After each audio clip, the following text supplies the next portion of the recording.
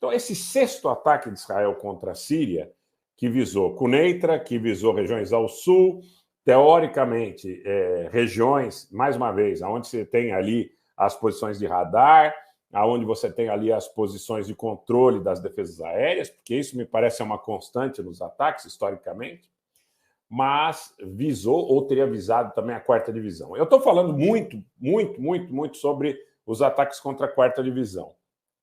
Particularmente, eu também não creio que o Maher Assad, o irmão do Bashar, tenha sido objeto de uma tentativa de assassinato. Tá? Agora, o grande ponto é que você tem dois momentos muito dramáticos aí.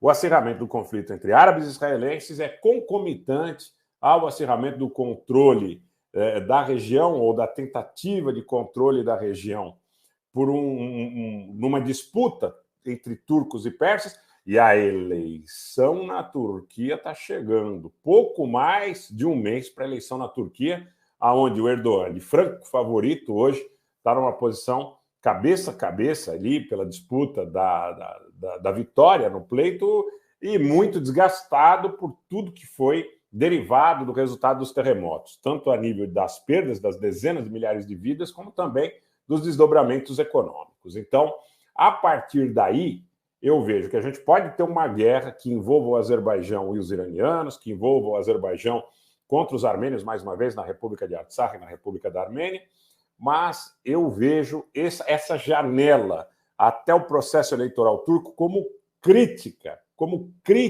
absolutamente crítica. Por quê? Porque tanto a OTAN como a Rússia, como a aliança, de alguma forma, sino-russa, com a participação dos iranianos, de alguma forma, dependerá, não é? De uma observação, eu diria, do que será não só o resultado, Johan, boa tarde, bem-vindo, mas também da possibilidade, em caso de uma derrota do Erdogan, se ele aceita o resultado dessa derrota. Tem muita gente aí cogitando que, caso ele perca, ele possa novamente tentar algum tipo de interferência, sob o ponto de vista aí de tentar obter o apoio de um elemento aí que está na disputa na Ucrânia para poder permanecer no poder. Mas isso é fundamental e Goiânia coloca Irã e seus aliados contra Israel. Eu acho que são mais alianças aí, tá? A aliança de Israel e Azerbaijão é evidente. A aliança tácita, apesar das condenações que o Erdogan faz aos distúrbios na mesquita de Al-Aqsa entre turcos e israelenses, também é histórica, né? Então, nós não podemos esquecer desses detalhes. E está todo mundo observando muito a questão da eleição na Turquia, tá? Muita gente diz que um conflito entre azeris e iranianos é inevitável e que seria, de alguma forma, a cobrança que Israel faria nesse momento em relação ao apoio que deu ao Azerbaijão naquela agressão de 2020. Agora, se o Aliyev se distancia de Israel, ele pode correr risco. Se o Aliyev insiste em antagonizar com o Irã, ele também pode correr risco. E um ponto os chineses conseguiram construir aliança entre iranianos e sauditas. Os russos tentam desesperadamente fazer o mesmo entre iranianos e azeris, mas não conseguem, porque para que eles consigam êxito nessa situação, eles têm o fator aí da proximidade da aliança estratégica que o Azerbaijão recentemente, vamos dizer assim, aprimorou com Israel. Esse é o ponto, quer dizer, Israel não aceitará, nesse momento, uma aproximação do Azerbaijão com o Irã. De outra forma, o Irã não aceita a aproximação do Azerbaijão com Israel. Então, a posição do presidente, do ditador, né, da cleptocracia azeri, da família Aliyev, é muito dramática nesse momento. E quanto mais a eleição na Turquia se aproxime, mais dramática ficará. Mais dramática ficará.